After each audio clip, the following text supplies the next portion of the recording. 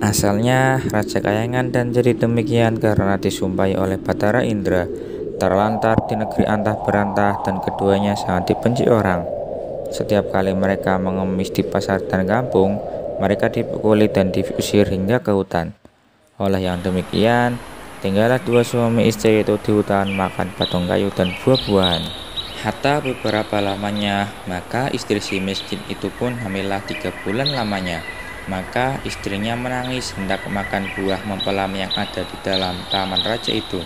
Maka suaminya itu pun tertekuk hatinya tatkala ia dikeinderaan menjadi raja, tiada ia mau beranak. Maka sekarang telah mudorot, maka barulah hendak beranak seraya berkata kepada istrinya, "Ayo hai Adinda, Tuan hendak membunuh Kakandalah rupanya ini. Tiadakah Tuan tahu akan hal kita yang sudah lalu itu? Jangankan hendak meminta barang suatu, hampir kepada kamu orang tiada boleh." Setelah didengar oleh istrinya kata suaminya demikian itu, maka makinlah sangat ia menangis. Maka kata suaminya, "Diamlah Tuan, jangan menangis. Berilah Kakanda pergi mencarikan Tuan buah mempelan itu. Jikalau dapat oleh Kakanda akan buah mempelam itu, Kakanda berikan pada Tuan." Maka istrinya itu pun diamlah. Maka suaminya itu pun pergilah ke pasar mencari buah mempelam itu. Setelah sampai di orang berjualan buah mempelam, maka si miskin itu pun berintelah di sana.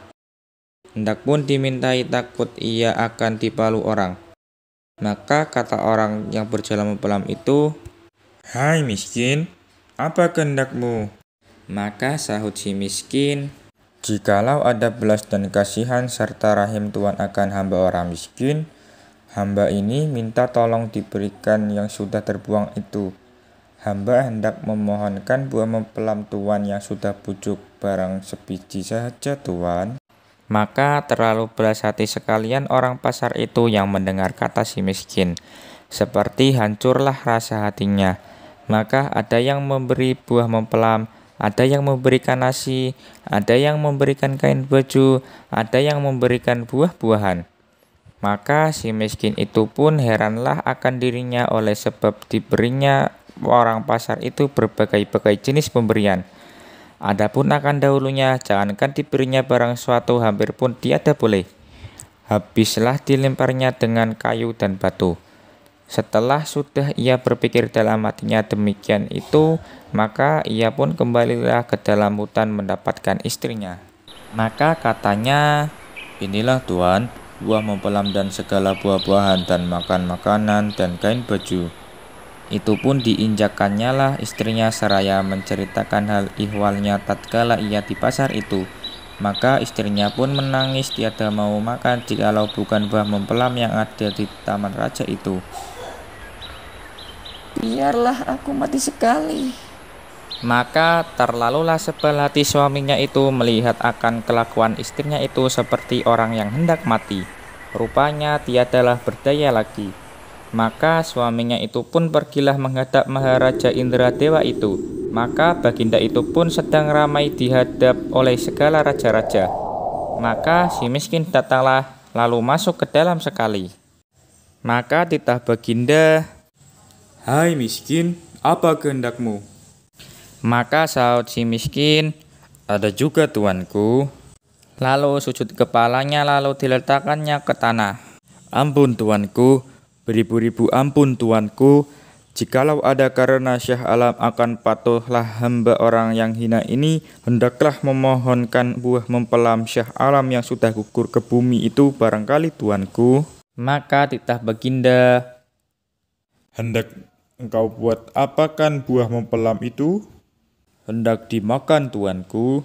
Maka titah baginda, "Ambilkanlah barang setangkai berikan kepada si miskin." Maka diambillah oranglah diberikan kepada si miskin itu. Maka diamlah oleh si miskin itu seraya menyembah kepada baginda itu. Lalu keluar ia berjalan kembali. Setelah itu maka baginda pun berangkatlah masuk ke dalam istananya. Maka segala raja-raja dan menteri hulu balang rakyat sekalian itu pun masing-masing pulang ke rumahnya. Maka si miskin pun sampailah kepada tempatnya. Setelah dilihat oleh istrinya akan suaminya datang itu membawa buah mempelam setangkai, maka ia tertawa-tawa, seraya disambutnya lalu dimakannya. Maka adalah antaranya 3 bulan lamanya. Maka ia pun menangis pula hendak makan nangka yang di dalam taman raja itu juga. Demikian juga si miskin mendapat nangka di kebun raja itu untuk istrinya yang mengidam itu. Adapun selama istrinya si miskin hamil, maka banyaklah makan makanan dan kain baju dan beras padi dan segala perkakas-perkakas itu diberi kepadanya. Dan pada ketika yang baik dan saat yang sempurna, pada malam 14 hari bulan, maka bulan itu pun sedang terang pumerang. Maka pada ketika itu istri si miskin itu pun beranaklah seorang anak laki-laki terlalu amat baik parasnya dan elok rupanya.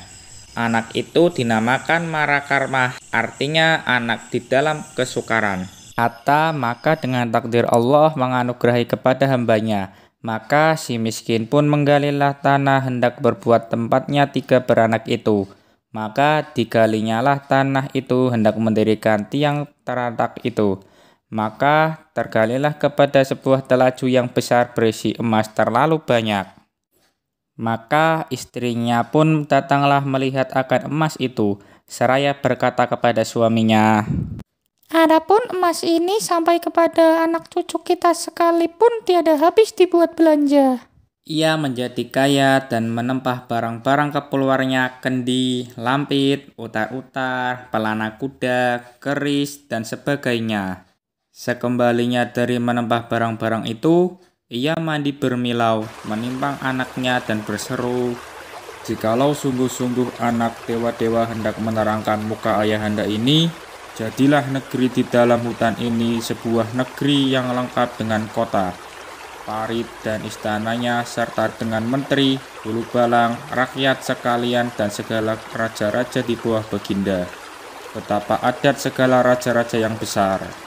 kabul permintaan itu dan si miskin menjadi raja bertukar nama Maharaja Indra Angkasa dan istrinya bertukar nama Ratna Dewi dan negeri itu dinamakan Puspasari.